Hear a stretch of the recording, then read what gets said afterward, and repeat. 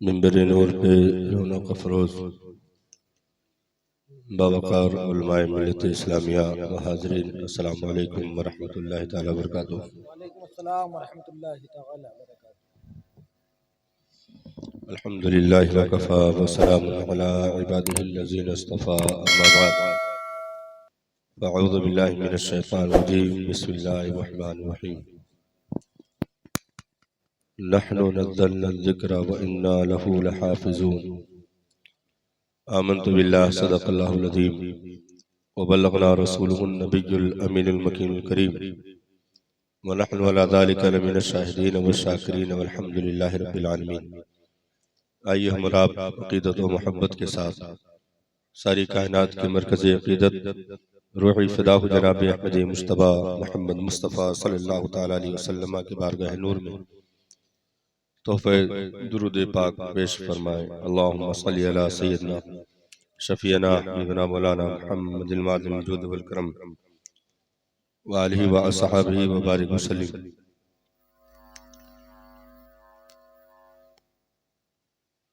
रुख दिन है या महरे समा, ये भी नहीं वो भी नहीं।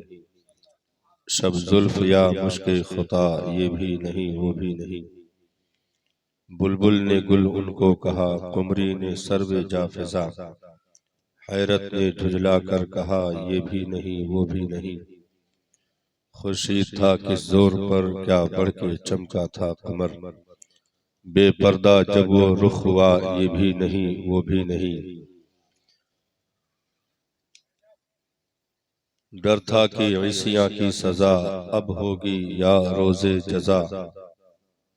दी उनकी रहमत ने सदा, ये भी नहीं वो भी नहीं।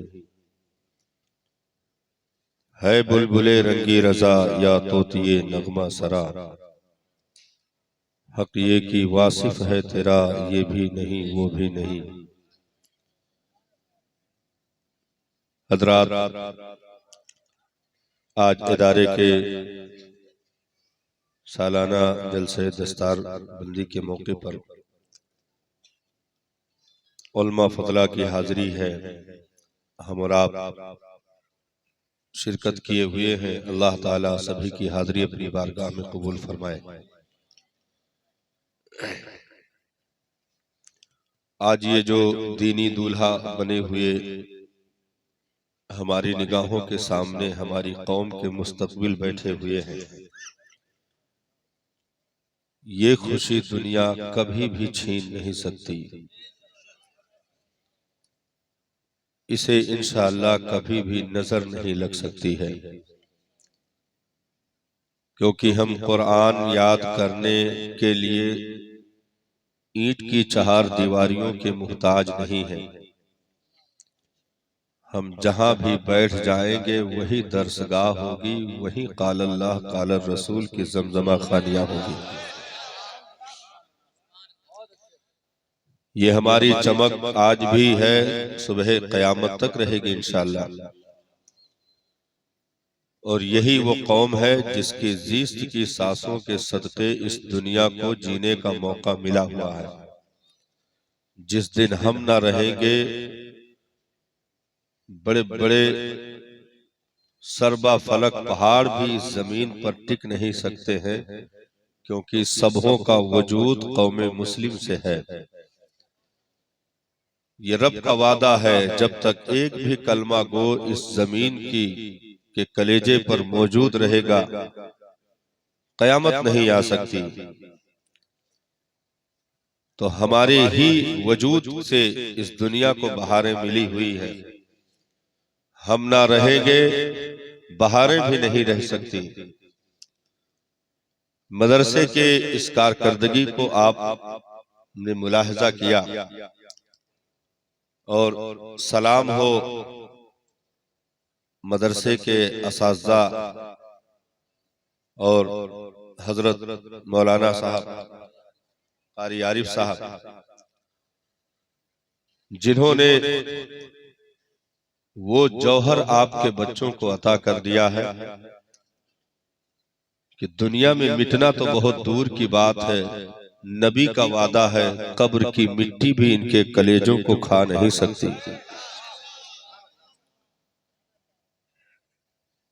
और ये दीन का हुनर है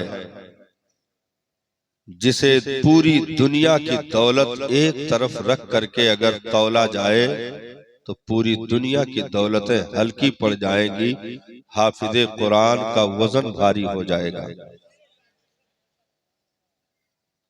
आपको बिल्कुल फ्री में, समझो 0 पॉइंट खर्च करने पर इतनी बड़ी नेमत, इतनी बड़ी दौलत रब के फजल से नसीब हुई है। लोग 50 लाख रुपए नजर कर देते हैं बड़ी बड़ी यूनिवर्सिटियों के दरवाजों पर, दुनियावी डिग्रियों को हासिल करने के लिए, कोई LLB के लिए, कोई MBBS के लिए, बड़ी बड़ी डिग्रियां हासिल करने के लिए लोग अपनी दौलतें दांव पर लगा देते हैं। लेकिन उन्हें क्या नसीब होता है? डिग्री चलो मिल गई, जिंदगी के औकात जब तक बाकी है उन चीजों की चमक देखी जाती है, और जैसे खामोश हुआ, न डिग्री रही, न डिग्री वाला रहा, न डिग्री का जिक्र रहा, न तज़किरे रहे, सारी चीजें खामोश हो गई।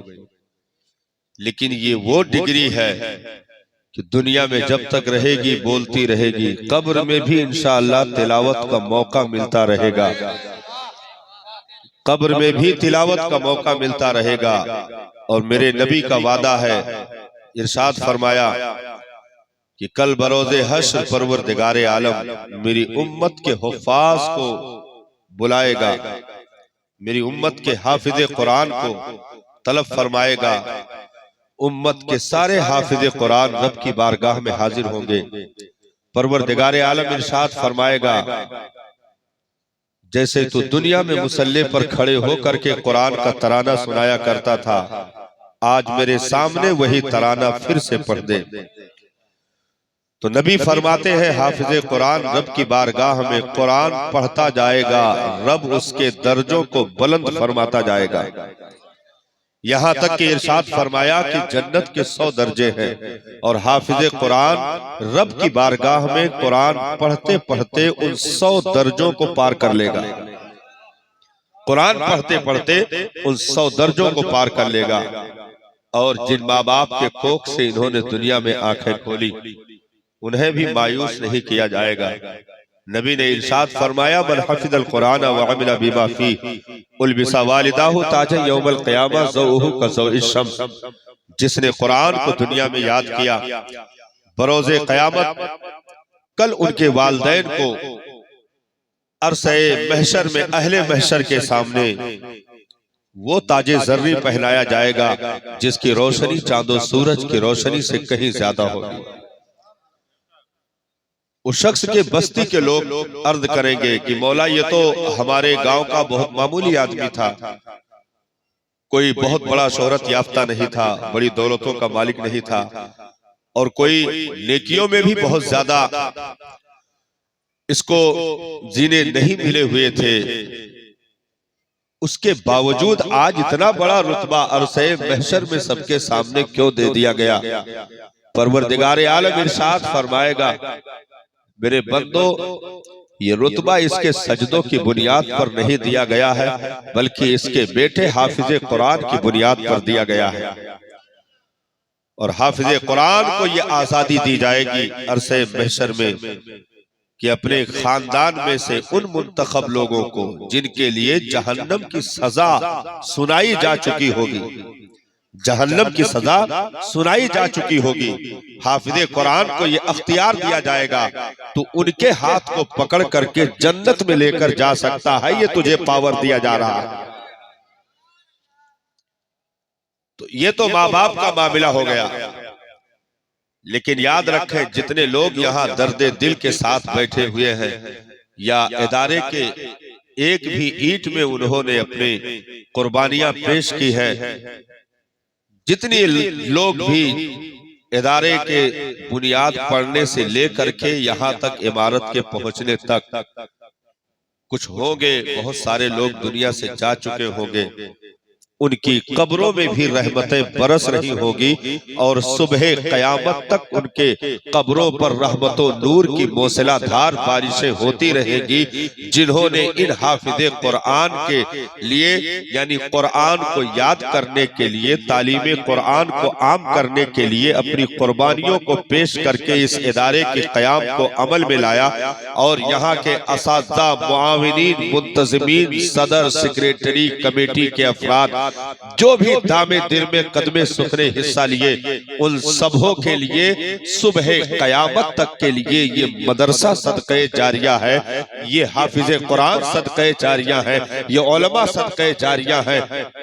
पूरी दुनिया में आज मदरसे से इन्हें दस्तारे हिफ्ज दे करके फारिगुत तहसील करके कौम के हवाले किया जा रहा है कि तुम जब हमारे पास लेकर आए थे तो इसकी तोतली जबान पर अलिफ बा भी जारी नहीं हो पा रहे थे।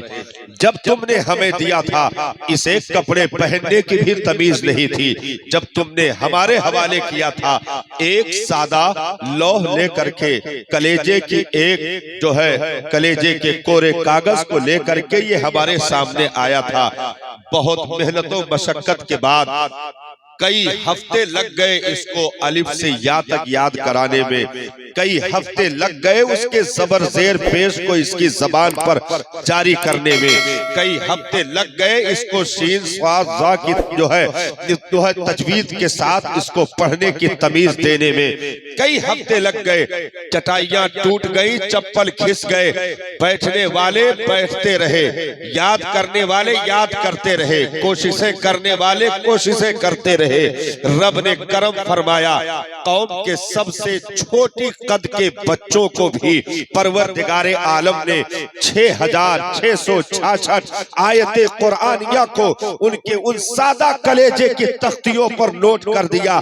जो आए थे तो बिल्कुल कोरे थे, लेकिन अब जब जा रहे हैं तो बिस्मिल्लाह की बा से लेकर के वन्नास की सीन तक मुकम्मल कुरान की आयतों के पढ़ने का हुनर रखते हैं। और मुसल्ले इमामत पर यही नौनिहाल खड़े हो करके कौम का कोई सेक्रेटरी हो पीछे होगा, प्रधान हो पीछे होगा, सगा बाप होगा वो भी पीछे खड़े हो करके ये नहीं कहेगा पीछे इस बेटे के, पीछे इस लखते जिगर के, बल्कि अब ये लफ्ज बदल जाएगा।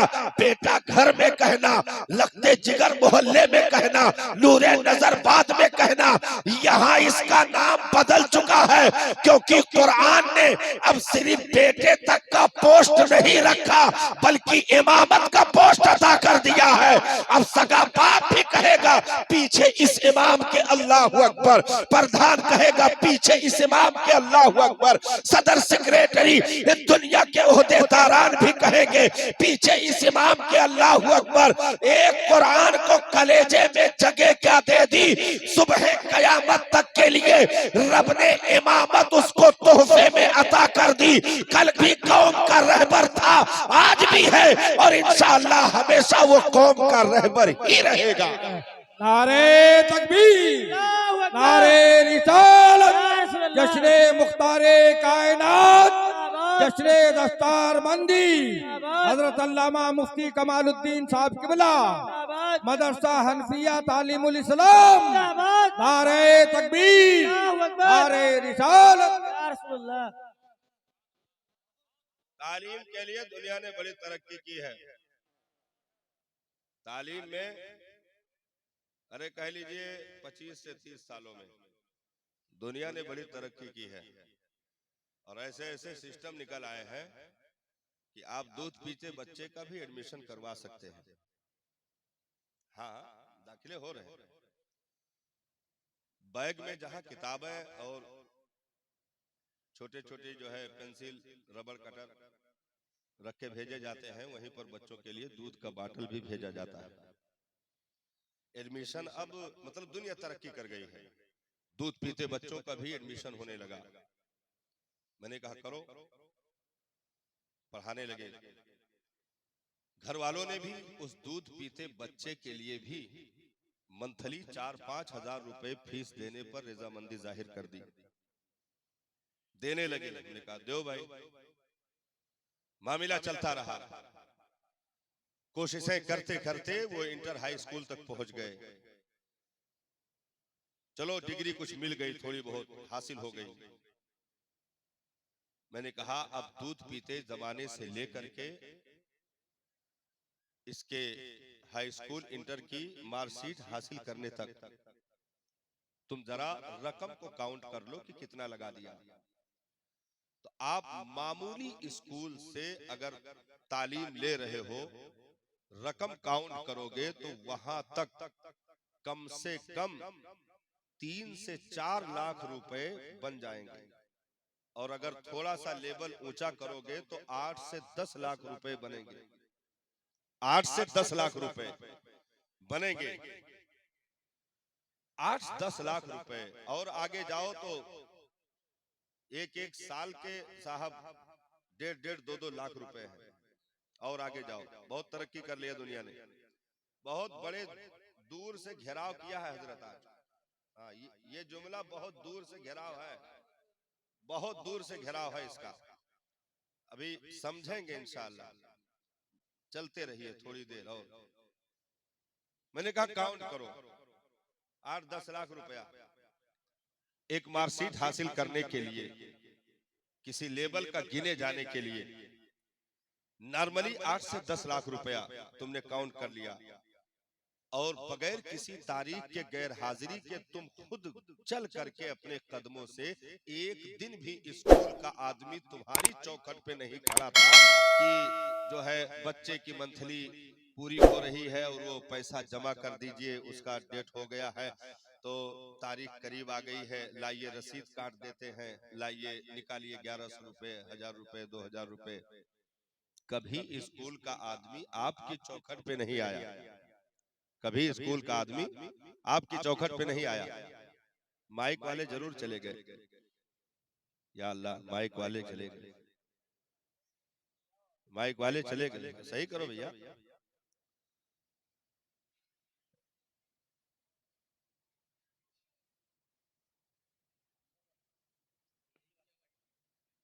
हाँ तो अंदर वाले तो करवा लो, तो कुल खत्म है।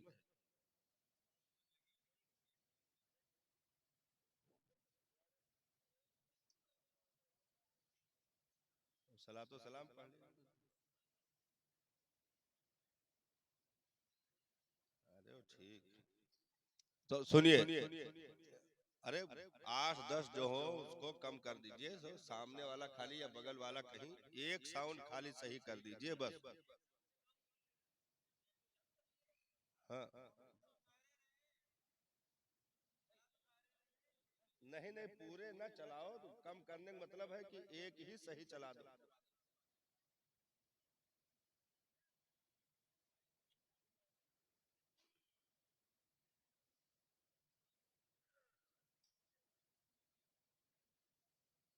हाँ तो वही कह रहे हैं कि बहुत ज्यादा। चलिए ठीक है, बैठिए, इत्मीनान से बैठिए, आपसे कोई मतलब नहीं है। दुरूद शरीफ पढ़े, अल्लाहुम्मा सल्ली अला सय्यदना शफीना हबीबना मौलाना मुहम्मद मादनी जुद वल करम वाली व असहाबी बारिक वसल्लम। ये का खिलौना खेल रहे हो तुम? हैं? जाओ इस्तिंजा करके सो जाओ, जाओ चलो उधर पीछे। तो 8 से 10 लाख रुपए, हाँ 8 से 10 लाख रुपए बगैर किसी स्कूल के या कॉलेज के कोशिश के ये खुद चौखट पे जा करके खड़े होकर जमा करता रहा तारीख के एतबार से। अच्छा अब जरा देख लीजिए कि मिला क्या, 8-10 लाख रुपए में क्या मिला है, उसका थोड़ा जायजा ले लीजिए। घर से जब वो गया था स्कूल की तरफ तो यहाँ तरबियत नहीं हो पाई थी, तो खड़े होकर पेशाब कर रहा था। निकला हाई स्कूल इंटर की मार्कशीट लेकर, तब भी खड़े होकर ही पेशाब कर रहा था। मिला क्या है ये, इसका थोड़ा जायजा ले लें। हम किसी स्कूल स्कूल बुराई नहीं करते, हम कभी स्कूल गए नहीं, काहे बुराई करेंगे। तो मतलब निकला तो खड़े होकर ही कर रहा था। अगर लेट के करता तो कुछ तब्दीली होती, लेकिन खड़े होकर ही कर रहा था। तो हमने कहा कि चलो भाई इसमें तो चेंजिंग नहीं हो पाई, जब यहां से गया था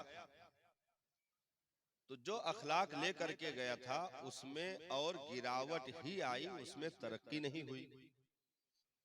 यहां से गया था तो जैसे तेज आवाज में माँ बाप से बात कर लेता था, उससे कहीं ज्यादा तेज आवाज में बात करने का आदी हो गया, यानी देहाती में कह लीजिए चिबिल्ला हो गया।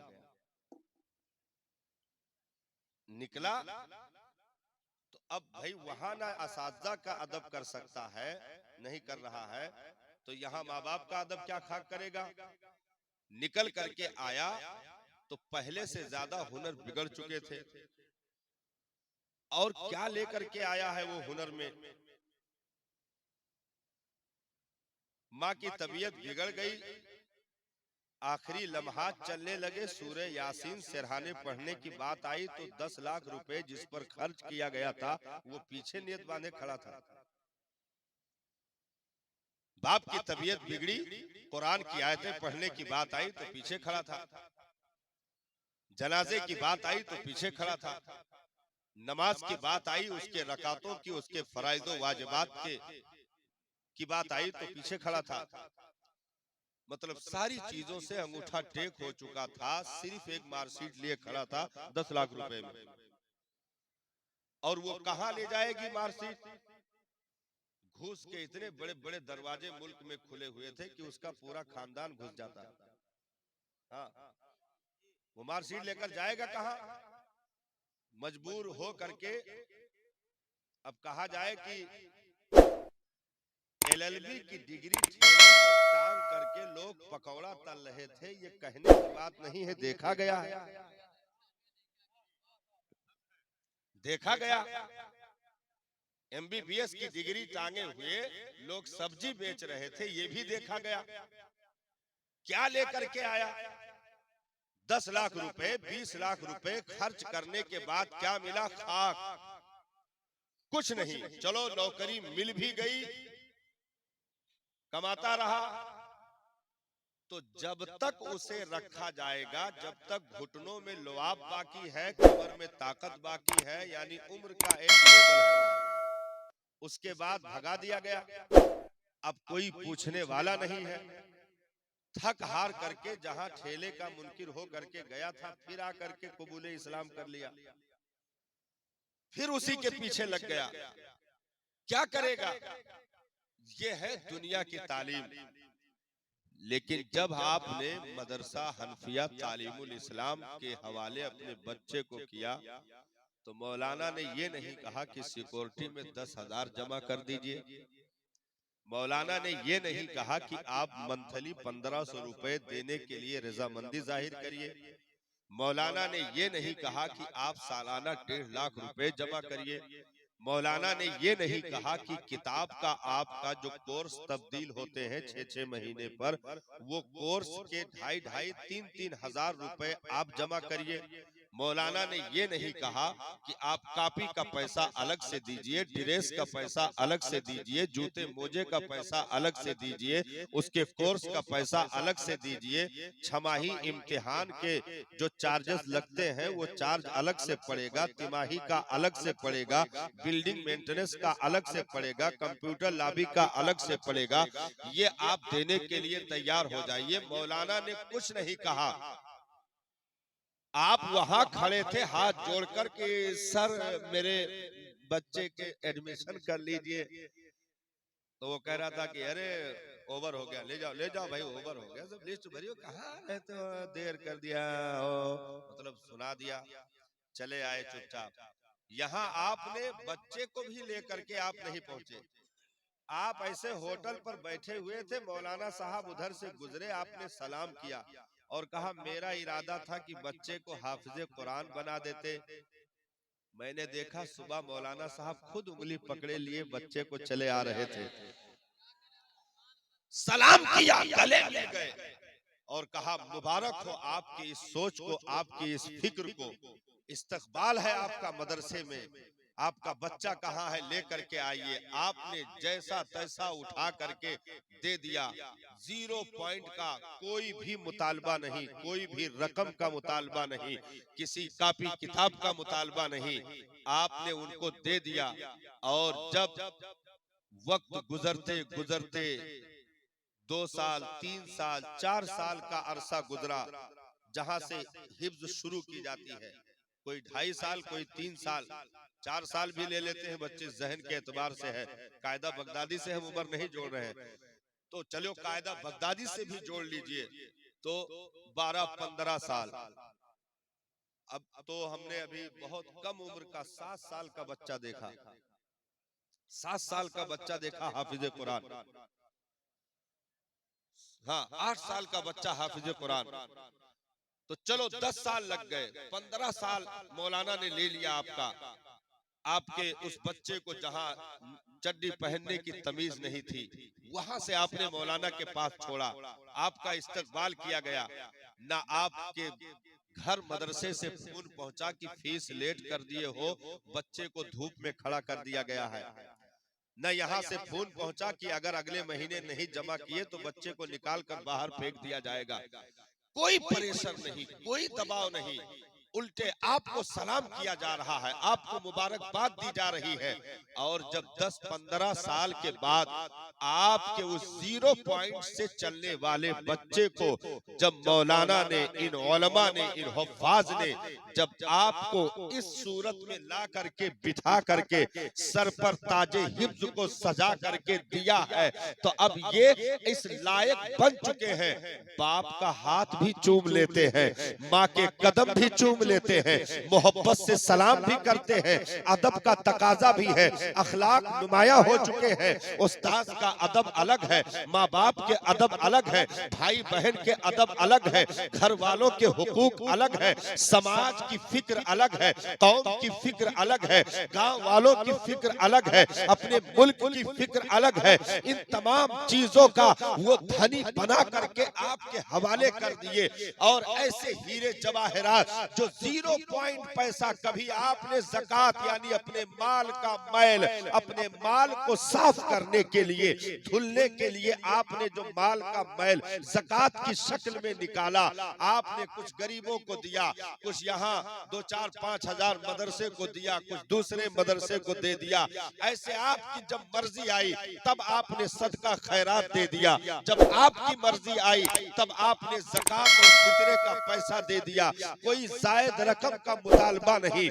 और जहां 10-15 लाख रुपए आपसे लिए गए थे, वो ऐसा बेटा खड़ा था जिसे पेशाब करने की तमीज भी नहीं थी, वजू की तमीज भी नहीं थी, गुस्ल की तमीज भी नहीं थी, लेकिन ये इन्होंने हुनर दे दिया है इन बच्चों को, इन शहजादों को। ये वजू सिर्फ खुद नहीं करते, आपको वजू का तरीका बता देंगे, आपको गुस्ल का तरीका बता देंगे, आपको नमाज का तरीका बता देंगे, फराइज़ व वाजिबात, सुन्नो मुस्तहिबात, ये तमाम चीजों का हुनर रखते हैं।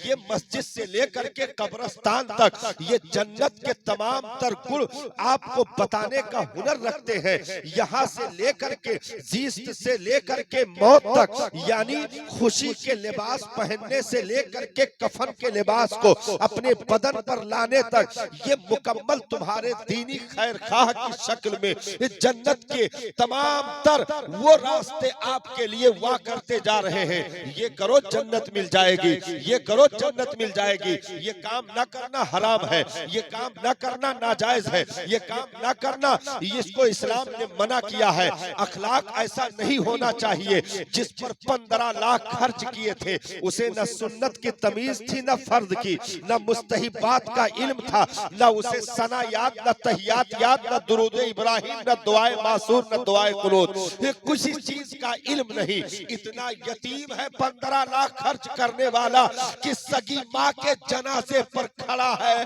और मुंह उसका बिल्कुल बंद है, जबान गूंगी है। सगी माँ के वो माँ जिसके कोख में 9 महीने रह करके दुनिया में आया था, सगी माँ के बख्शिश की दुआ भी नहीं पढ़ सकता। इतना यतीम है 15 लाख खर्च करने वाला। लेकिन ये बेटा उठ उठा तो 15 लाख वाला पीछे हो गया। ये उठा, कहा किसी और को बुलाने की जरूरत नहीं है, मैं अपने हाथों से अपने बाप को गुस्ल दूंगा, किसी और को लाने की जरूरत नहीं है, मैं अपने हाथों से अपने बाप के बदन पर कफन डालूंगा, किसी को लाने की जरूरत नहीं है। मैं बताऊंगा कि जनाजा कैसे ले चलते हैं, कब्रिस्तान कैसे पहुंचाया जाता है। मुसल्ला बिछाया गया, लोग पीछे खड़े थे। एक सगा बेटा सगे बाप के जनाजे पर खड़ा है भीगी पलकों के साथ। वो बाप जिसने उस बेटे को कभी कंधों पर बिठा करके ईद उल फित्र के रोज ईदगाह का सफर किया था, वो अपने कंधों पर बिठा करके जुमा के दिन दूल्हा बना करके मस्जिद ले गया था, अपने हाथों से अपने बेटे को नहलाया था। आज वही बेटा वो बचपन की फिक्र निगाहों के सामने है, वो सारे ख्वाब उसकी निगाहों में बसे हैं, भीगी पलकों के साथ खड़ा है।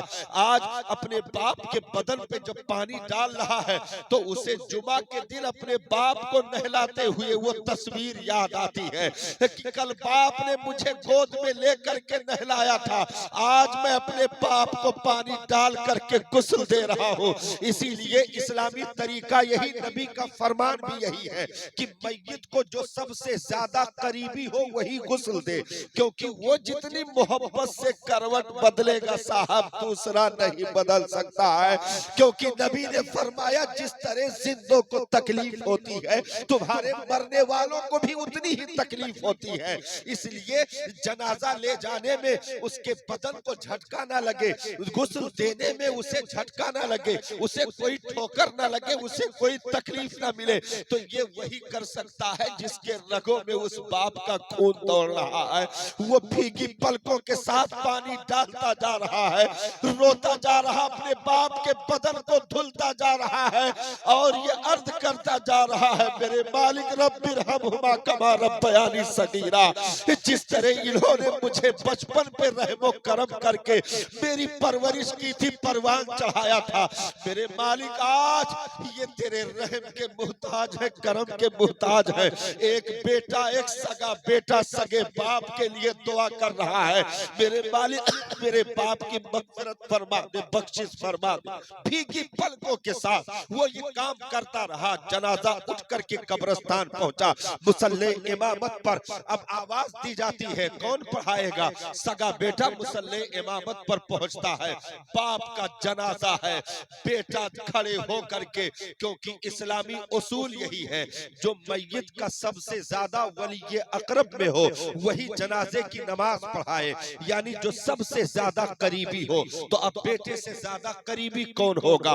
मुसल्ले पर खड़ा हुआ जनाजे की नमाज पढ़ाने के लिए अल्लाह अकबर कह के नियत बांधी, सना पढ़े, दुरूद इब्राहिम का विर्द किया और जब मग़फ़िरत के दुआ पर पहुंचा है, भीगी पलकों के साथ मजमा लगा है, जनाजा बाप का है, एक बेटा नियत बांधे हुए रब के हुजूर अर्जी लगा रहा है, मेरे परवरदिगार मेरे बाप की मग़फ़िरत फरमा दे, बख्शिश फरमा दे, इसके जुर्मों को माफ कर दे, इसकी खताओं को माफ कर दे। उठाया गया, कब्र तक पहुंचाया गया, कहा गया कब्र में कौन उतरेगा?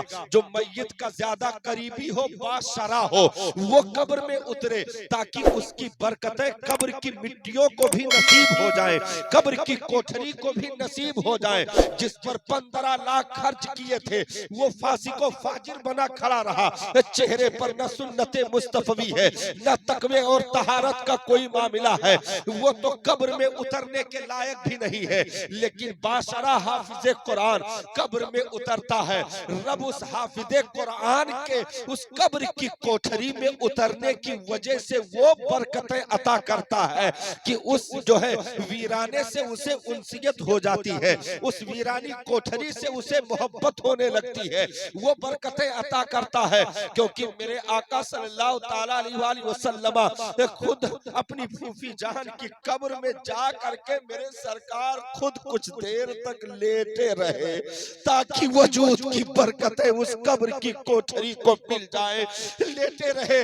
और उसके बाद फिर जनाजे को उतारा गया तो हाफिज कुरान आलिम दीन कब्र में उतर जाए तो याद रखो कि उसके वजूद से इंशाअल्लाह इंशाअल्लाह अजाब उठा लिया जाएगा, उसके वजूद से नहुसतें चली जाएगी, उसके वजूद से तारीकियां चली जाएगी।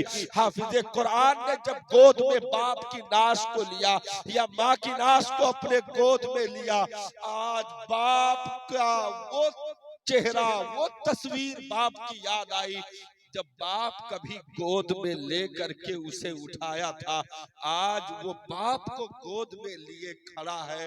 यही तो एक माँ बाप की तमन्ना होती है साहब। मेरे मालिक मेरे कंधे पर या रसूल अल्लाह, अल्लाहु अकबर। मुझे इतनी उम्र दे दे मेरे परवरदिगार कि मैं अपने कंधे पर किसी बेटे की नाश न उठाऊं। जब भी मैं उठूं तो मेरा जनाजा हो, कंधा मेरे बेटे का लगा हो।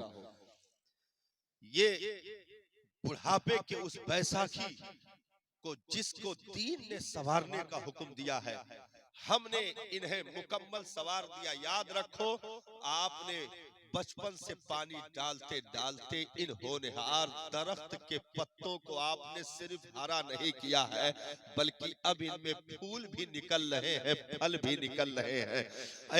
अब ये ऐसे हुनरमंद दरख्त बन चुके हैं कि ये सिर्फ अपने खानदान को छांव नहीं देंगे, सिर्फ अपने मोहल्ले को छांव नहीं देंगे, बल्कि पूरी उम्मते मुस्लिमा को इनसे फायदा पहुंचने वाला है। क्योंकि ये एक बेटा आपने नहीं दिया है साहब, बल्कि 100 साल तक की नस्लों को आपने दीन की रोशनी दे दी है, दीन की रोशनी दे दी है। क्योंकि ये जब उठेंगे, कल को इनका निकाह होगा, इनके जरिए से औलादें आएगी, तो इनकी बरकतें उन नस्लों को अता की जाएगी। और इंशाअल्लाह ये जरूर अपने उन बेटों में से किसी एक को सही हाफिज कुरान या आलिम दीन जरूर बनाएंगे। फिर उनकी नस्लें आएगी, वो जरूर अपने बच्चों को हाफिज कुरान या आलिम दीन बनाएंगे। ऐसे एक नस्ल पे अगर मेहनत की जाती है तो उसका फल 100 साल तक आने वाली नस्लों में नुमाया दिखता है, उसकी रोशनी दिखती है, उसके उजाले दिखते हैं। बाप की नाश को गोद में लेकर के कब्र में बिस्मिल्लाहि वाला मिल्लते रसूलिल्लाहि का विर्द करता हुआ कब्र की मिट्टी के हवाले किया। तख्ते लगाए गए, मिट्टियां डाली गई। मिनहा खलकनाकुम व फीहा नुईदुकुम व मिनहा नुखरिजुकुम तारतन उखरा का नगमा सुनाया गया। और उसके बाद जब मिट्टी बराबर कर दी गई, अब सिरहाने खड़े होकर के भीगी पलकों के साथ औज़ बिल्लाहि मिनश शैतानिर रजीम बिस्मिल्लाहिर रहमानिर रहीम सूरह फातिहा की तिलावत बेटा कर रहा है, सूरह बकर की तिलावत बेटा कर रहा है, सूरह इखलास की तिलावत बेटा कर रहा है। कुरान की आयतें तिलावत करके कंप्लीट किया, फिर हाथ उठा करके दुआ करता है, मेरे मालिक मेरे बाप की कब्र की मंजिलों को आसानी पैदा कर दे, मेरे परवरदिगार मेरे बाप को सवालाते कब्र में आसानियां पैदा कर दे, मेरे परवरदिगार मेरे बाप के छोटे बड़े गुनाहों को माफ कर दे। 15 लाख जिस पर हमने पानी की तरह बहाया था सर झुका करके, आज वो हुनर दुनिया उन्हें ना दे सकी, लेकिन जो हुनर आज फ्री में 0 पॉइंट पर मदरसे में तकसीम हो रहा है, यो दुनिया के तमाम तर खर्च करने वाले और डिग्रियां लेकर के आने वाले एक तरफ खड़े किए जाएंगे और एक हाफिज हमारे मदरसे का एक तरफ खड़ा कर दिया जाए तो उसके जूतियों की बराबरी दुनिया के लोग नहीं कर सकते हैं, उसके जूतियों की बराबरी दुनिया के लोग नहीं कर सकते हैं। वो हुनर मदरसों ने दे दिया है, इदारों ने दे दिया है। हम ये चंद सालों में कुछ तरक्की के मकरूह नारों को सुन करके हमने अपनी नस्लों को मदरसों से खींचना शुरू कर दिया, और आदमी जितना पैसे वाला होता गया उतना ज्यादा अपनी नस्लों को दीन से जाहिल करता चला गया। प्रधान का बेटा मदरसे में हिफ्ज करने नहीं आएगा, विधायक का बेटा मदरसे में हिफ्ज करने नहीं आएगा, वो कॉन्वेंट स्कूल में जाएगा, वो कॉलेज में जाएगा, वो यूनिवर्सिटी में जाएगा। वो जितना पैसा मिलता गया वो अपनी नस्लों को उतना दीन से दूर करता गया। सलाम हो उन माँ बाप को जिनके कोख से इन्होंने जन्म लिया है, मैं सलाम पेश करता हूँ उनके माँ बाप को। जब दुनिया रुपयों के पीछे बह रही थी गंगा की तरह। जब दुनिया के हुनर को हासिल करने के लिए उसके पीछे दौड़ लगा रही थी, कुरान ने 30वें पारे में कहा, अलहाकुमुत तकासुर, तुम्हें दुनिया की कसरत तलबी ने तबाह कर डाला, हत्ता ज़ुरतुमुल मकाबिर, यहाँ तक कि तुम कब्रों में पहुंच गए। लेकिन उसके बावजूद भी दुनिया की तलब तुम्हारी खत्म ना हो सकी। इन तमाम तर चीजों से कोई ख्वाब देखता है, मैं बेटे को मैकेनिकल जो है लाइन से उसे हुनर दूंगा ताकि मेरा बेटा अच्छा खासा रुपया कमा सके। कोई ख्वाब देखता है, मैं बच्चे को पीओपी का कारीगर बेहतर बनाऊंगा ताकि कल को पासपोर्ट बनवा करके उसे दुबई सऊदी का सफर करवाया जाए। कोई ये ख्वाब लेकर के बैठा है, मैं उसे डॉक्टर बनाऊंगा ताकि वो डिस्पेंसरी और जो है अस्पतालों का काम करे, मैं उसे ये बनाऊंगा। तमाम लोगों के बनाने का ख्वाब एक जगह जाकर के इकट्ठा होता है, पैसा। जितने भी बनाने का ख्वाब देख रहे हैं, सबके एक मरकज है, पैसा। बस उसके अलावा कोई दूसरी राय नहीं है साहब। महंगी से महंगी तालीम इसलिए दे रहे हैं पैसा ज्यादा मिले, तालीम ये दे रहे हैं पैसा जल्दी मिले, उसका फ्यूचर सही हो जाए, उसकी फैमिली लाइफ से जो है सेट हो जाए। ये पैसा एक मरकज पे, एलएलबी वाले का भी मौकिफ पैसा, एमबीबीएस वाले का भी मौकिफ पैसा, पीओपी वाले का भी मौकिफ पैसा, इंजीनियरिंग करने वाले का भी मौकिफ पैसा, मैकेनिकल लाइन से सीखने वाले का भी मौकिफ पैसा, सऊदी जाने का भी मकसद पैसा, दुबई जाने का भी मकसद पैसा, कतर जाने का भी मकसद पैसा। ये तमाम तर एक मरकज पे इकट्ठा हुए, जिसको दीन ने जलील कहा है। उस जलील पैसे के मरकज पे दुनिया इकट्ठा हो गई। लेकिन जब इन मदरसों का मकसद आप मालूम करोगे तो पैसे का तो कहीं दूर दूर तक पता नहीं है, क्योंकि सबको मालूम है हाफिज को 8 से 10 हजार से ज्यादा दुनिया नहीं दे पा रही है, 8 से 10 हजार नहीं दे पा रही है। एक पीओपी वाला महीने का 80 से 90 हजार रुपए कमाई कर रहा है, लेकिन एक हाफिज को जो कान में अजान देने से लेकर के जनाजे तक की जिम्मेदारी बस्ती वालों की लेकर बैठा हो, जो फातिहा तुम्हारे यहाँ, तीजा तुम्हारे यहाँ, 40वां तुम्हारे यहाँ, परसी तुम्हारे यहाँ, अपने घर को छोड़ दिया, अपने वतन को छोड़ दिया और तुम्हारी बस्ती में रह करके अगर तुम्हारे बेटे को नजर लगे फूके हाफिज जी, अगर कोई चौक जाए तावीज बनाए हाफिज जी, अगर फातिहा का मौका हो मौजूद रहे हाफिज जी, अगर कोई बीमार हो दुआ करे हाफिज जी, घर में खैरो बरकत का मामला आए हाफिज जी, नई दुकान खुले फातिहा करे हाफिज जी। इन तमाम तर ड्यूटियों के बावजूद भी उसे 10 से 15 हजार से ज्यादा दुनिया नहीं दे सकती है, नहीं दे पा रही है। तो पैसे का तो यहाँ कोई सवाल ही नहीं, 0 पॉइंट मसला है। कोई इसलिए हाफिज नहीं बनाता कि मुझे पैसा मिलेगा, अगर उसे पैसे की लालच होती तो वो हाफिज नहीं इंजीनियर बनाता, वो पीओपी का कारीगर बनाता, वो दुबई पासपोर्ट लेकर के भेजता। लेकिन ऐसा कोई मकसद नहीं है। यहाँ इन्हें दूल्हा बनाने का मकसद ये है कि मेरा रब राजी हो जाए, मेरा नबी राजी हो जाए। नेकी मकसद है, जन्नत निगाहों में है, आखिरत निगाहों में है, दीन की खिदमत निगाहों में है, शरीयत की नौकरी निगाहों में है, मुस्तफा जाने रहमत के दीन की ड्यूटी निगाहों में है, कुरान की नौकरी निगाहों में है, पैसा ख्वाबो ख्याल में भी नहीं है। लेकिन रब मायूस नहीं करता है। उसने अगर दर्दे दिल के साथ अपना बेटा उसके रास्ते में सदका जारिया के तौर पर पेश कर दिया तो फिर वो ऐसे नवाज देता है, ऐसे नवाज देता है कि दुनिया के अरबपति एक तरफ, ताजु शरिया का जूता एक तरफ।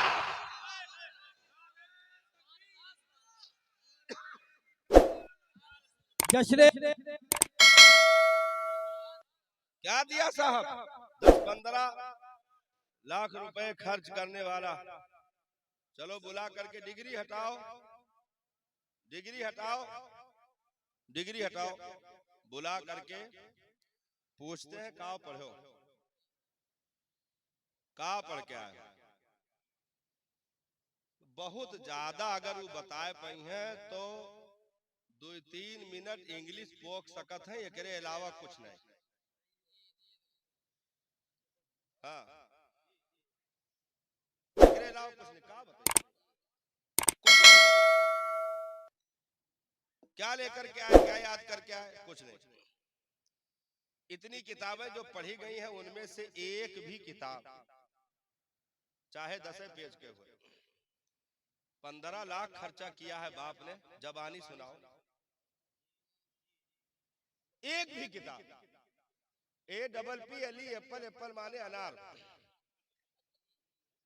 देखो भाई अंग्रेजी कमजोर है, कहूं गलती हुई तो बताओ। हाँ, CAT कैट, कैट माने कुत्ता। तो ये मतलब 5 से 7 पेज की, अंग्रेजी कमजोर है, 5 से 7 पेज की किताब अगर वो जबानी सुना दे तो मैं गुलामी करूंगा।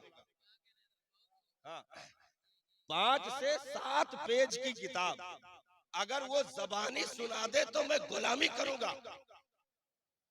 15 से 20 लाख खर्च करने वालों एक भी किताब जबानी ना हो सकी, लेकिन यहाँ 0 पॉइंट का मामला है। उसके बाद ऐसी किताब को जबानी इन्होंने याद कर रखा है कि आदम से लेकर के ईसा तक उम्मत में कोई याद ना कर सका। उम्मत में कोई न सबूर का हाफिज आपको दुनिया में मिलेगा, न तौरेत का हाफिज आपको दुनिया में मिलेगा, न इंजील का हाफिज आपको दुनिया में मिलेगा, न इब्राहिम के सहीफों का हाफिज दुनिया में मिलेगा, न आदम पर नाजिल हुए सहीफों का हाफिज दुनिया में मिलेगा, न हजरत यूनुस के सहीफों का हाफिज मिलेगा, न हजरत लूत के सहीफों का हाफिज मिलेगा। यहाँ तक कि और आ जाओ, बातिल अकायद में जितनी भी धार्मिक किताबें हैं उन किताबों का भी जायजा ले लो, कोई भी एक भी मजहब की किताब, कोई भी मजहब का मानने वाला हो, अपने मजहब की किताब न ईसाई जबानी सुना सकता है, न यहूदी जबानी सुना सकता है, न क्रिश्चियन जबानी सुना सकता है, न नसारा जबानी सुना सकते हैं, न मजूस जबानी सुना सकते हैं, न हुनूद जबानी सुना सकते हैं। दुनिया की कोई भी कौम हो जिसे अपने मजहब का दावा है, वो मजहब की एक भी किताब एक पूरा मुकम्मल सुनाना तो बहुत दूर की बात है, 100 पेज सुना करके बताए वो कभी भी ऐसा नहीं कर सकता है।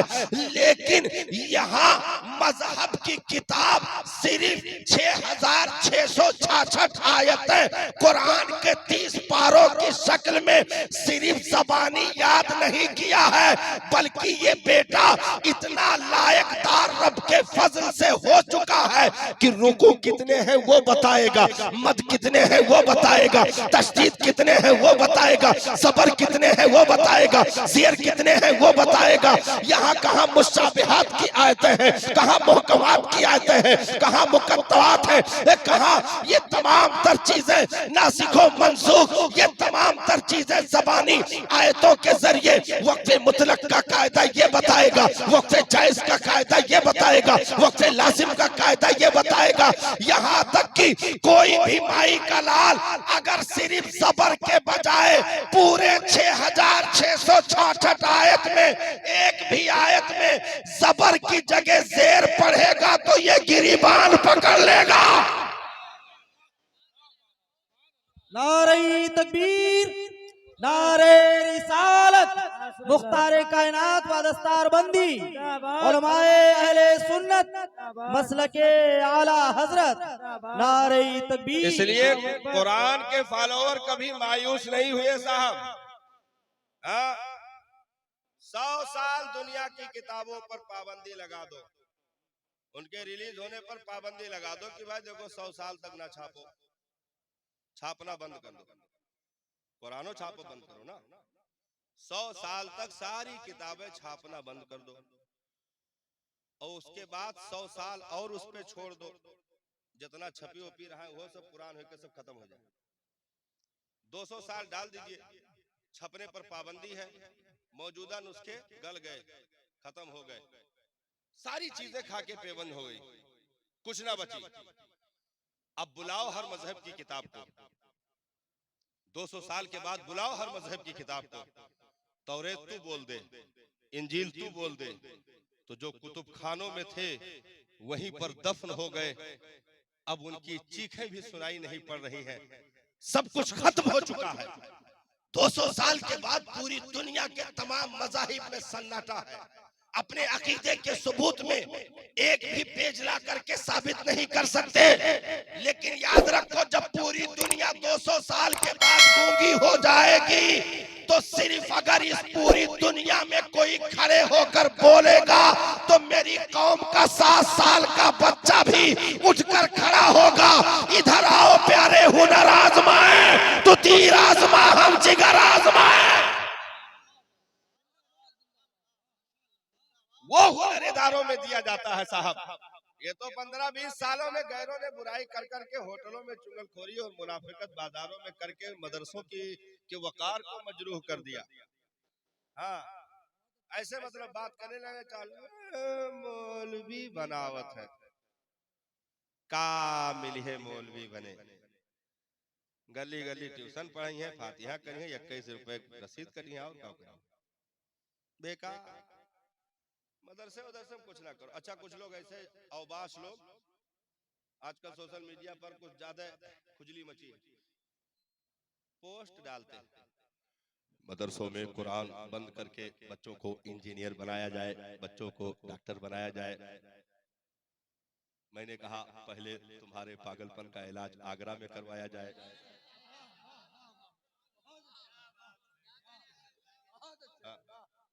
हमने कहा कॉलेज यूनिवर्सिटियां दफन हो गई, मदरसे में चले आए इंजीनियर बनाने। कहाँ गई कॉलेज यूनिवर्सिटियां? जहां बन रहे थे वहां बनाओ, कारखाने बंद हो गए, मदरसे में चले आए बनाने। हमने कहा बना करके तुमने क्या कर लिया? क्या कर लिया बना करके? पहली बात तो जल्दी बनत ना रहे, पहले बहुत मुश्किल से बनत रहे, स्कूल बहुत कम रहा। कुछ लड़के तो छुट्टी टाइम जब लौटत रहे तो एक हफ्ता बाद पता लागत रहा कि मदरसा वो स्कूल पहुंचबे ना किए रहे, वही बगिया वाम झोरत रहे। हाँ, मतलब बहुत दूर दूर रहा, स्कूल बहुत दूर दूर रहा, तो आदमी पहुंच नहीं पा रहा था आसानी से। तालीम इतनी आम नहीं थी, तालीम वाले इतने लोग मौजूद नहीं थे, बहुत मुश्किल से लोग बनते थे। तो चलो बन गए, बने रहे। लेकिन जब बहादुर शाह जफर, मुगलिया हुकूमत का आखिरी निशानी, जब अंग्रेजों ने उसके तमाम तर जुल्म इस्तेबदाद के जरिए कैदो बंद की मुसीबतें डाल दी, बेटों का सर तक ला करके दस्तरखान पे रख दिया, रंगून भेज दिया गया, कब्र वहीं बनी, हिंदुस्तान में जगह नहीं मिली। तो अंग्रेजों ने जब यहाँ के लोगों को अटैक किया, इन पर सब खून मारे, लोगों को जुल्म की भट्टियों में पीसना शुरू किया। पूरी दुनिया खामोश थी, बड़े बड़े पढ़े लिखे लोग भी खामोश बैठे थे। लेकिन याद रखो, अगर सबसे पहले वतन के लिए कोई खड़े होकर के अंग्रेजों के खिलाफ जिहाद का फतवा दिया तो किसी यूनिवर्सिटी का निकला हुआ नहीं, इन्हीं मदरसों से निकले हुए अल्लामा फजले हक खैराबादी की जात थी। जब दुनिया की जबानें खामोश होती हैं तो ये वो जबान है साहब जो हर दौर में बोलने का हुनर रखती है।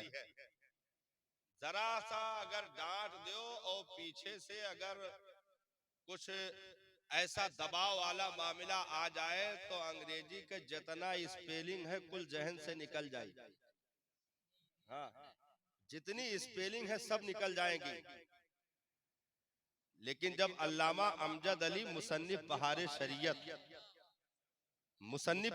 शरीयत आप मसला तलाश कर रहे थे, लाइब्रेरी में किताब देख रहे थे, आपको ये समझ नहीं आ रहा था कि ये मसला किस किताब में किस पेज पे है, बहुत परेशान थे, पसीना पसीना, और आला हजरत की जिंदगी का आखिरी वक्त चल रहा था, इंतकाल की घड़ियां करीब से करीब थीं। यहां तक बताते हैं कि आला हजरत के पैरों की रूह निकल चुकी थी। अब ये तलाश पे तलाश कर रहे हैं, कुछ मसला वो फंसा हुआ है, जवाब देना है, इस्तिफ्ता है, तो दौड़ रहे हैं इधर उधर, सोच रहे हैं जाएं कि ना जाएं, आखिरी लम्हा है, वहां फिर क्या करें, तो कहीं कोई चारा तो नहीं है, आला हजरत की सेवा कौन बताएगा। चले गए, इजाजत मांगी, जनाना खाने में थे, औरतों को पर्दे में किया गया। अल्लामा अमजद अली अलैहिर्रहमा पहुंचे, कदम के पास खड़े हो करके और अर्ज की, सरकार फला मसला है, बहुत देर से तलाश कर रहा हूं, नहीं मिल रहा है। आला हजरत सरकार ने आंखें खोल दी, आंखें खोल दी, ऐसे आलम में आंखें खोल दी और कहा कि बेटा अमजद अली, अभी तुमसे पहले मेरी बड़ी बेटी आई थी, जहन पे बहुत जोर डाला लेकिन उसका नाम याद नहीं आया। लेकिन अमजद अली, ये मसला फला किताब, फला पेज, फला सतर पर रखा हुआ है, जा करके उसे पढ़ लो, उसे नोट कर देना।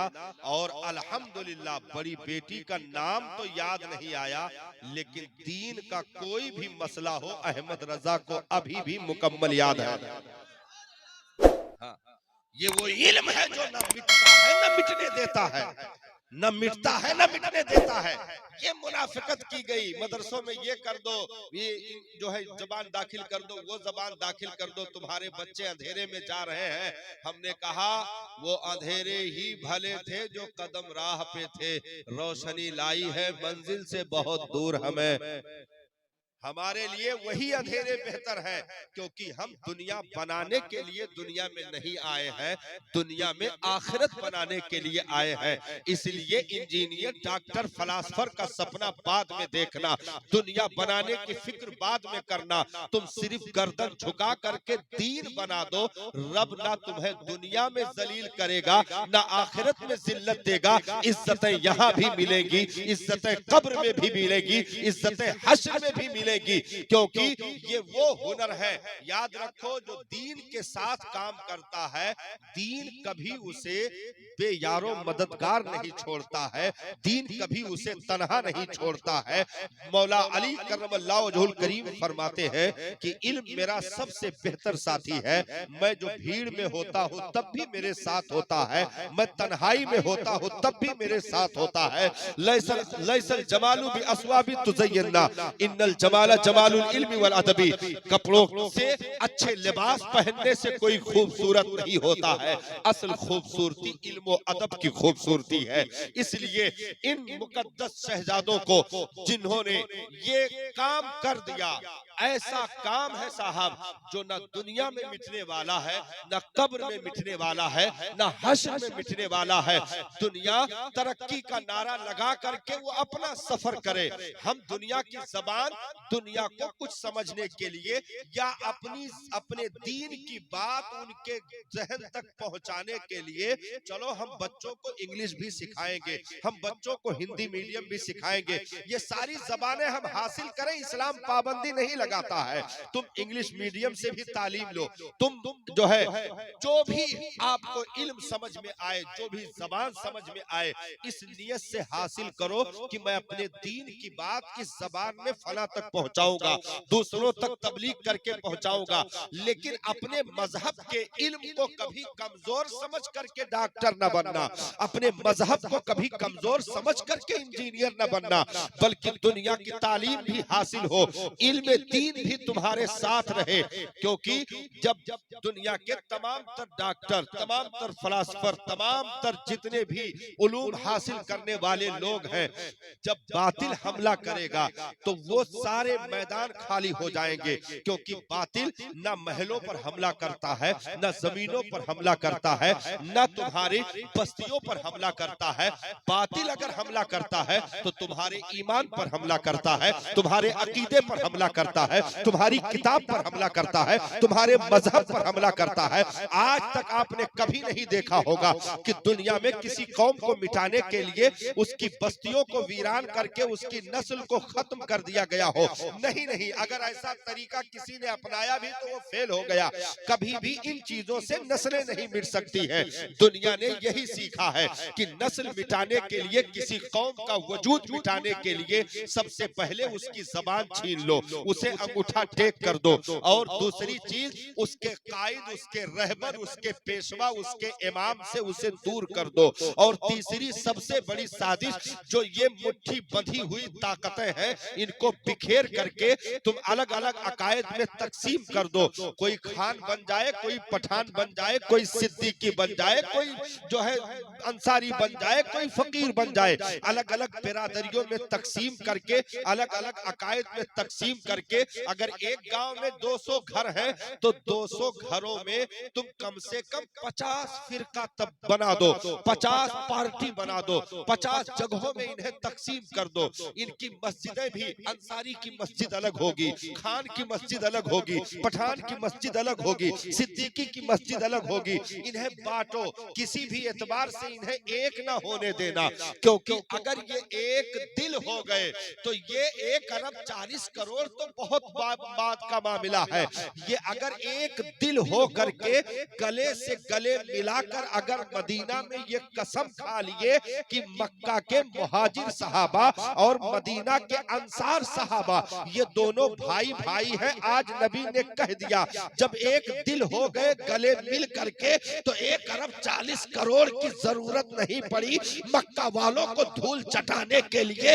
वो एक थे तो 313 भी गालिब आ गए और हजारों को धूल चटा करके बता दिया कि यकतायत की ताकत ये होती है, एकता की ताकत ये होती है, भाईचारे की ताकत ये होती है। मुस्तफा जाने रहमत के साथ चलने वालों ने सबसे पहले बद्र में जाने से पहले, हथियार लेने से पहले, तीरों तबर का सहारा लेने से पहले, घोड़े की पुश्त पर आने से पहले मदीना में खड़े होकर गले मिल रहे थे। और नबी खुद फरमा रहे थे, एक मक्का का मुसलमान आ जाए, एक मदीने का मुसलमान आ जाए, दोनों गले मिलो, आज के बाद तुम दोनों भाई भाई हो। यहाँ तक कि मक्का के लोग जो है आते गए, मदीना के लोग आते गए, मदीना के मुसलमान कंप्लीट हो गए, एक भी आदमी नहीं बचा। मक्का के एक साहब सिर्फ बच गए।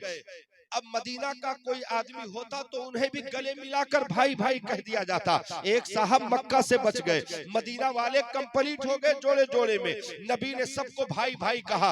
मक्का के आए हुए उस अजीम हस्ती के आंखों में आंसू आ गए और रो पड़े। कहा मेरा कोई भाई नहीं बना। मेरे आका ने इरशाद फरमाया क्यों रो रहे हो? कहा सरकार मदीना वाले मुसलमान कंप्लीट हो चुके हैं, इधर अब कोई है नहीं, मेरे गले कौन लगेगा, मेरा भाई कौन बनेगा? मेरे मुस्तफा करीम ने मौला अली शेरे खुदा फातह खैबर आपको अपने गले लगा करके इरशाद फरमाया, या अली को अंता अखी फिद दुनिया वल आखिरा, ऐ अली तुम दुनिया में भी मेरे भाई हो, आखिरत में भी मेरे भाई हो। ये गले से गले मिला करके तब बद्र में उन सहाबा को उतारा गया।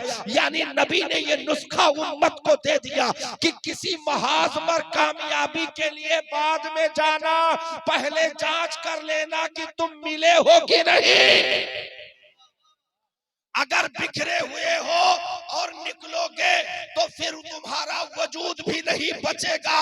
गले से गले मिला करके फिर मैदाने कारजार में मुस्तफा ले जा रहे हैं। ये उम्मत के लिए तालीम है कि वहां पर बातिल से निपटने के लिए पहले तुम्हारे दिलों का एक होना जरूरी है।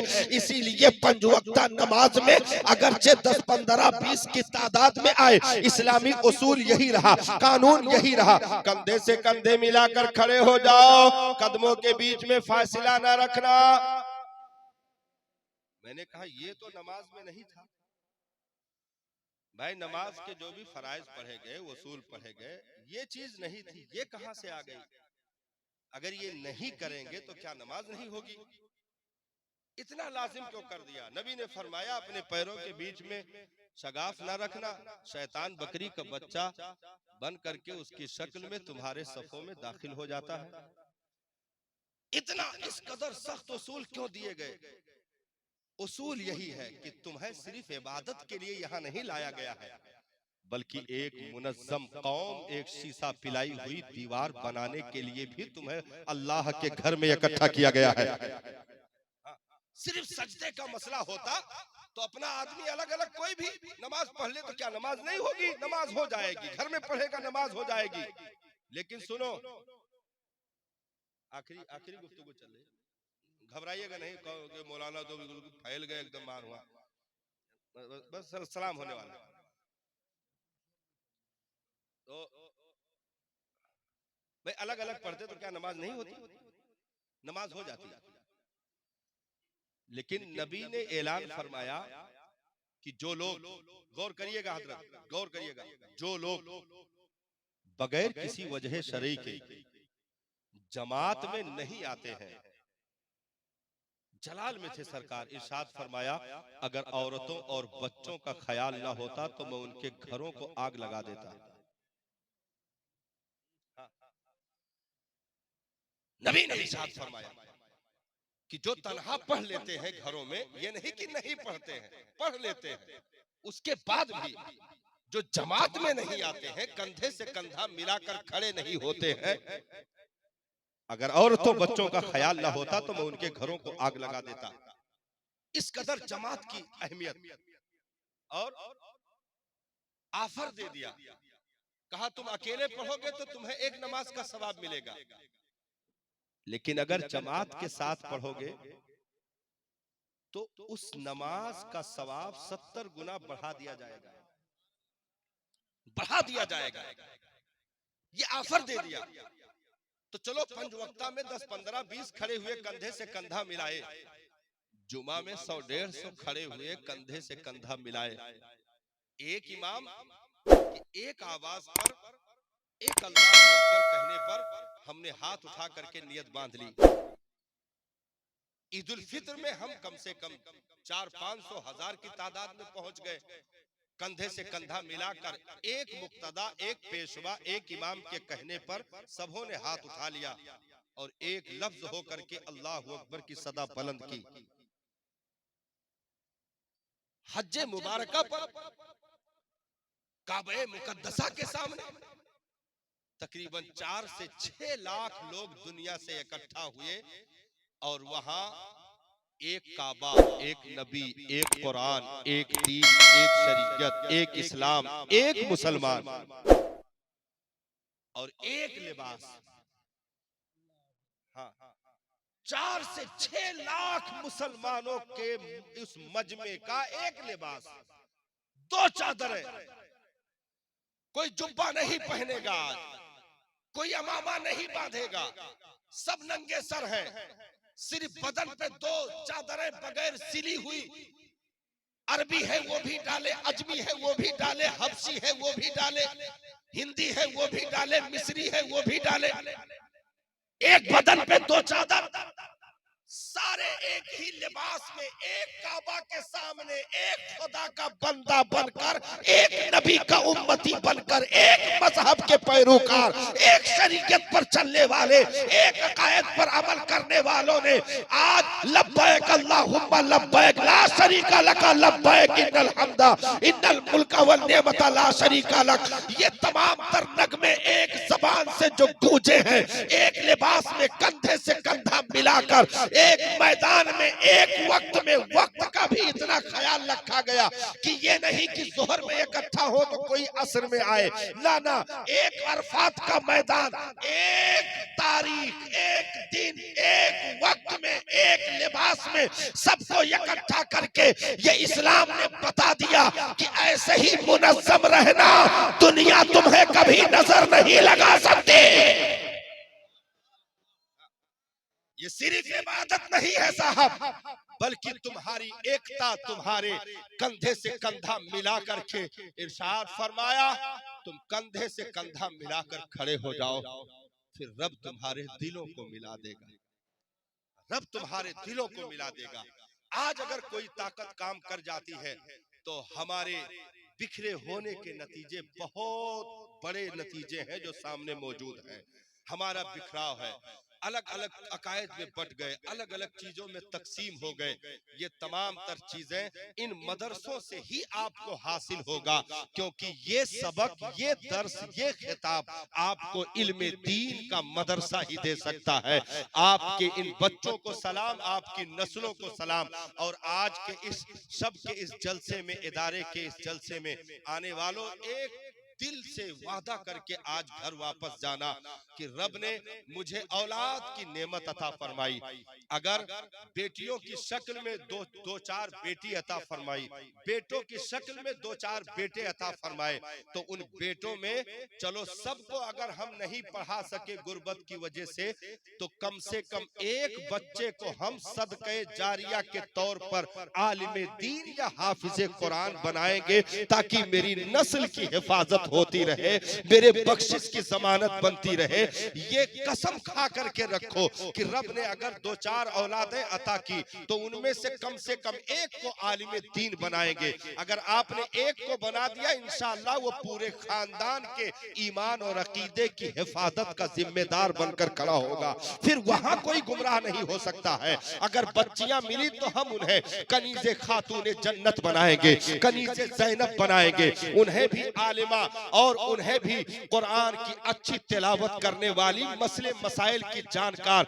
क्योंकि याद रखो बच्चियों का तो बहुत नाजुक मामला है। इस चीज के इस सिस्टम में सबसे नाजुक मामला बच्चियों का है। हम समझते हैं कि बस ऐसे ही परवरिश करके छोड़ दो सब काम हो जाएगा। नहीं नहीं साहब, बच्चों को तो वहीं रहना है, लेकिन उन्हें एक सोसाइटी से निकल करके बच्चियों को दूसरी सोसाइटी में एक नई जिंदगी शुरू करनी है, नए लोगों का सामना है। अभी तक बाप इसलिए छोड़ देता था कि सगा बाप है और बेटी से कल्बी लगाव होता है, इसलिए गलतियों को दरगुजर कर देता था। लेकिन वहां जो बाप के पोस्ट पर मिलेगा, वो एक एक लम्हे को तुम्हारे नोट करेगा, एक एक जर्रे को काउंट करेगा कि तुम खता कहां करती है, तू गलती कहां करती है। यहाँ माँ छोड़ देती थी, लेकिन वहां जो माँ के पोस्ट पर मिलेगी वो तुम्हारे एक एक लम्हे को नापेगी, एक एक चीज को परखेगी। तुम नमक ज्यादा रखोगी तो तुम्हारी खैरियत नहीं है, तुम मसाला ज्यादा करोगी तो खैरियत नहीं है, तुम अगर ज्यादा ऊंची आवाज में बात करी तो खैरियत नहीं है। यानी अखलाक की परख, किरदार की परख, इल्म की परख, कैरेक्टर की परख, जिंदगी की परख, ये एक बच्चियों के लिए नई जिंदगी जो शुरू होती है, वहां नए समाज से, नए लोगों से, नए चेहरों से, नई चौखट से, नए आंगन से, नए घर से, नए आदमी से मुलाकात होती है। ये तो रब का करम है कि पहले दिन ही मौला वो मोहब्बत दे देता है कि वो उस पुराने 16-17 साल के परवरिश के आंगन को भूल करके वो एक ही मर्तबा विदाई में, एक ही मर्तबा जाने पर उसे अपना घर कहने लगती है, अपना आंगन कहने लगती है। तो इतना हुनरमंद बना दो, क्योंकि सबसे ज्यादा बच्चों का कुर्ब जो मिलता है वो माँ का मिलता है। अगर माँ कुरान की कारिया है, इल्मे दीन के मसाइल जानने वाली है, तो बच्चे ज्यादा करीब माँ से रहते हैं। 9 महीने माँ के पास कोख में रहे, फिर उसके बाद तकरीबन 3 साल के अरसे, जो 2.5 साल दूध के अरसे, 2 साल दूध के अरसे, तो 3 साल तक तो बिल्कुल वो माँ के आंचलों में लिपटे हुए होते हैं। थोड़ी सी फिर आजादी मिलती है, चलो पंजों के बल चलने लगे, लेकिन माँ से कुर्बत ज्यादा है। घुटनों के बल चलने लगे, माँ से कुर्बत ज्यादा है। खड़े होकर दौड़ने लगे, अभी भी माँ से कुर्बत ज्यादा है। तो जिंदगी का अक्सर हिस्सा माँ के पास रहता है। इसलिए सबसे ज्यादा काबिल औरत को होना चाहिए, सबसे ज्यादा इल्म हुनर की मालिका औरत को होना चाहिए, ताकि वो दूध पीने के जमाने से लेकर के उनके चलने के जमाने तक वो हुनर अता कर दे कि अगर माँ बाप फिर खामोश भी हो जाए तो उनके अकीदे पर कोई हमला ना कर सके, उनके दीन पर कोई तो औरत को हमने अगर माहिर बना दिया तो ये चीजें याद रखें। ये तारीख इस्लाम गवाह है कि उन्हीं औरतों ने अपने कोख में पलने वालों को 14-14 पारों का हाफिज बना डाला है। 14-14 पारे अगर बच्चों ने ज़बानी याद किया है तो माँ के ज़बानी याद होने की वजह से उन्हें वो बरकतें नसीब हो गई। तो अपनी नस्लों को हम संभालें, हम अपना काम करते जाएं, फिक्र हम छोड़ दें, सिर्फ अपनी जिम्मेदारी आप निभाकर अलग हो जाओ। अगर तुम्हारी तुर्बत की मिट्टी भी ये अपनी आंखों से ना लगा ले तो कहना। तुम अपने बच्चों का हक जो तुम्हारे ऊपर है वो अदा करके तुम फारिग हो जाओ, अपना फर्ज पूरा कर दो, फिर ये कंधों पर बिठा करके काबा का हज करवाने का हुनर रखते हैं। तुम अपना कोई हक अदा ना करो, बाद में आओ मौलाना से तावीज बनवाओ कि मौलाना तावीज बना दीजिए, वारिफ साहब तावीज बना दीजिए, दोइठू रहे दोनों बिगड़ गए। मौलाना साहब वो तो शादी ना बहरा जब तक तो कुछ ठीक रहा चिबिल्ला रात में 4 बजे सवेरे तक के मोबाइल चलावत रहा, लेकिन जब से निकाह हो गए मौलाना साहब ससुरारे खोई गवा कुल खवाए दिन पियाए दिन जादू कह दिन टोना कह दिन। हाँ हम कहें अच्छा वो रखाए बैठा रहे जैसे तोहरे लड़का शादी भवा बस वह लाए के 150 तावीज का जबरदस्ती मुंह ठोस दी, मतलब जबरदस्ती गुमराह फालतू की बात है। वो करा दिया, वो जादू कर दिया, वो टोना कर दिया, अपनी कमी पर निगाह नहीं कि इसने परवरिश कैसी की। हाँ, ऐसा सचुंदर कड़ा छड़ा कान में सुराग नाक में सुराग घुटने की जींस फटी और काला धागा और चुल्ला छल्ला सब बांधे मोटरसाइकिल सिलेंसर का नट निकाल करके पूरे गांव के कुत्तों को डिस्टर्ब कर रहा।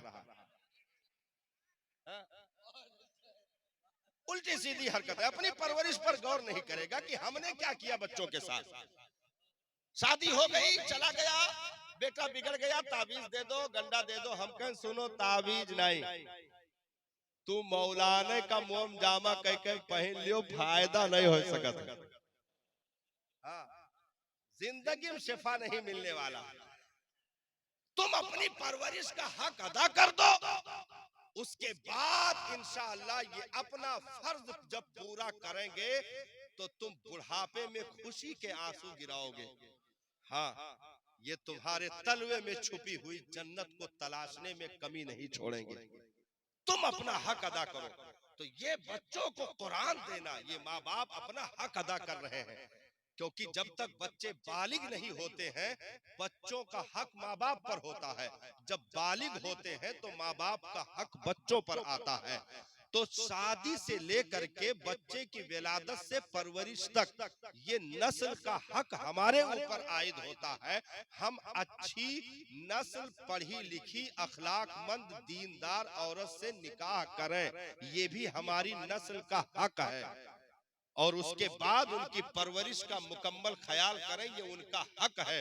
अल्लाह ताला हम और आपको अपनी नस्लों को सही तौर पर पालने की तौफीक अता फरमाए। हाँ। दागे फुरकते तैबा कल्ब मुज़महिल जाता, दागे फुरकते तैबा कल्ब मुज़महिल जाता, काश गुंबदे खज़रा देखने को मिल जाता, काश गुंबदे खज़रा देखने को मिल जाता, मेरा दम निकल जाता उनके आस्ताले पे, मेरा दम निकल जाता उनके आस्ताले पे, उनके आस्ताले की खाक में मैं मिल जाता, उनके आस्ताले की खाक में मैं मिल जाता।